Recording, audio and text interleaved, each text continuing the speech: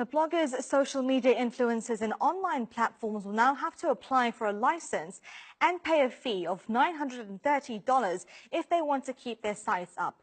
Content producers will have to provide a list of details such as funds and tax certificates and investments in order to get accreditation. Now, internet cafes are also reportedly expected to install surveillance cameras to record activities inside their business premises. Now, the law gives the government the right to revoke a permit if a site publishes content that leads to public disorder and threatens national security. Now, this may include content that is indecent, obscene, has hate speech, extreme violence, or material that will offend or even cause annoyance. Users could face at least 12 months in prison and a fine of $2,300. Now, this is the latest move in the country's broader crackdown on the media.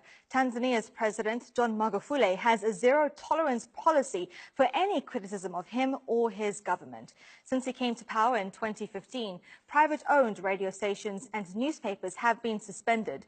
New laws have also come into place for tighter control over the internet. And a well-known case is Maxence Melo. He's the founder of Jamii Forums, a website for whistleblowers. He's been prosecuted under the 2015 Cybercrimes Act for stories that expose cases of alleged corruption involving companies close to the government.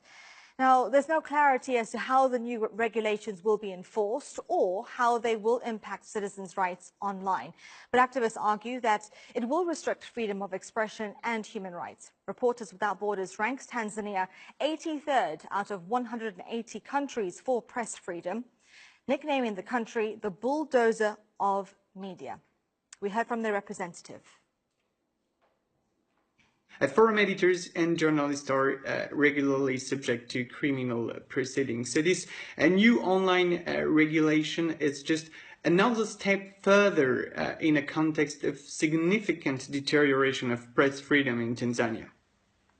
And another issue is whether people can afford to pay the $930 fee. Now, according to a 2017 overview by the World Bank, Tanzania has sustained relatively high economic growth over the last decade, but 12 million people still live in extreme poverty with earnings less than 60 cents a day.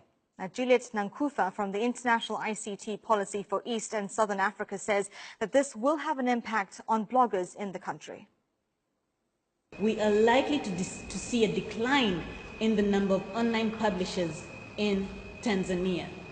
This is primarily due to the hefty fees associated with the regulations, which will largely be mostly unaffordable for many of the users in the country.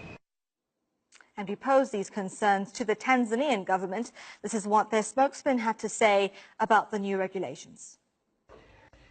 The new content regulations are very, very important as due to technological advancement and the convergence of technology, where a mobile phone can be a broadcast equipment.